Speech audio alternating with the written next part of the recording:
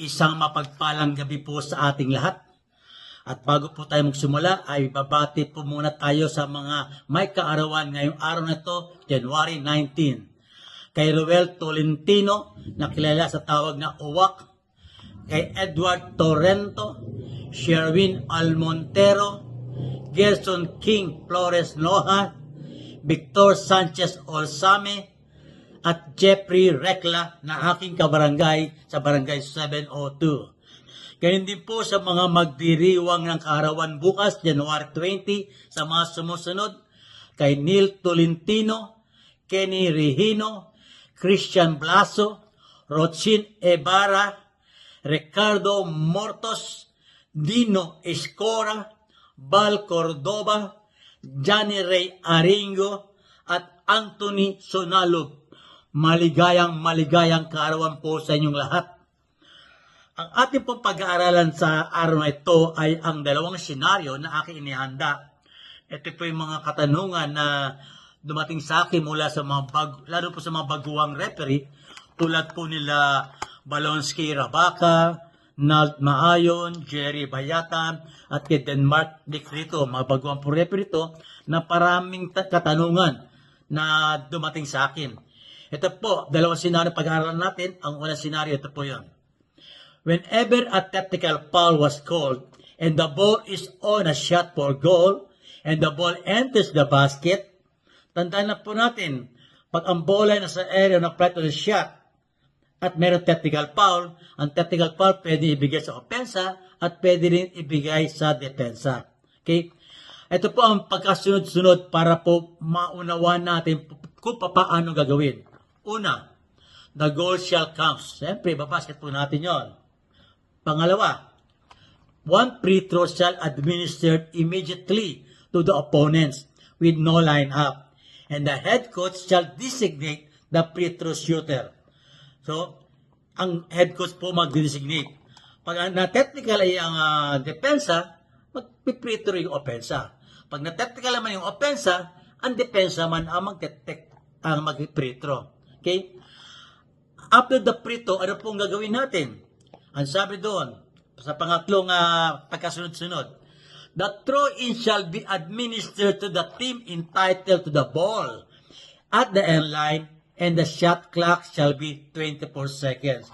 Siyempre, tumira po yung opensa, pumasok, after the technical free throw, bola na ng depensa. Ang throw-in doon sa end line. At sila ay merong 24 seconds shot clock. Ito naman po yung pangalawang senaryo.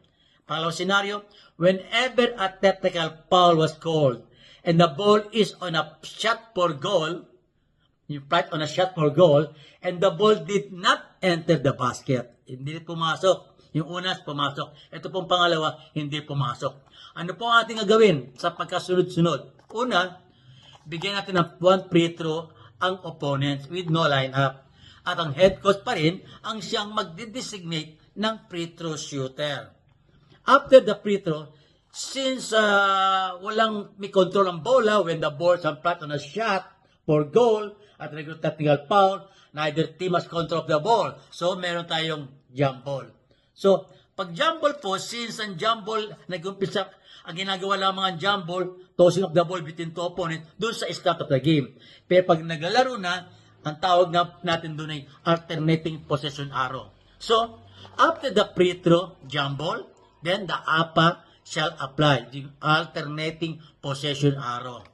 Okay? Pangatlo, if the alternating possession arrow favors the offensive team and the throw-in is in the backcourt, the shot clock shall be reset to 24 seconds. Pag yung arrow po pabor doon sa opensa at ang throw-in ay doon sa backcourt, meron silang 24 seconds shot clock na ibibigay. Sa pang-apat, if the APA favors the offensive team and the throw-in is in the front court, the shot clock shall be like this. Yung panlima, if the shot clock is 14 seconds or more, retains the shot clock. No resetting. So, pag 14 seconds, pataas, 14, 15, 16, 17, hindi po natin i-reset retains po yun. Yun po ang kanilang shot clock. At yung pang-anim, if the shot clock is 13 seconds or less, the shot clock shall reset to 14 seconds. Kung 13 seconds ang shot clock na mangyari technical foul at bola pa rin ng opensa, kung 13 seconds, 12, 11, 10, 9, pababa, i-reset sa 14 seconds. Okay ba? Ito po yung pang-pito na kung sakali mangyari, no? Sabi doon, if the APA favors the defensive team and the throw-in is in the team's backcourt, shot clock shall be reset to 24 seconds.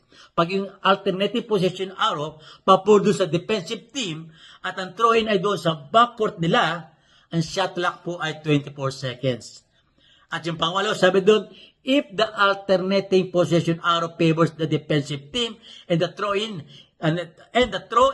is in the team's front court, shot clock shall be reset to 14 seconds. Pag sa team's front court naman ang throw-in, pag pabor sa kanila ang alternative possession arrow, 14 seconds ang ibibigay.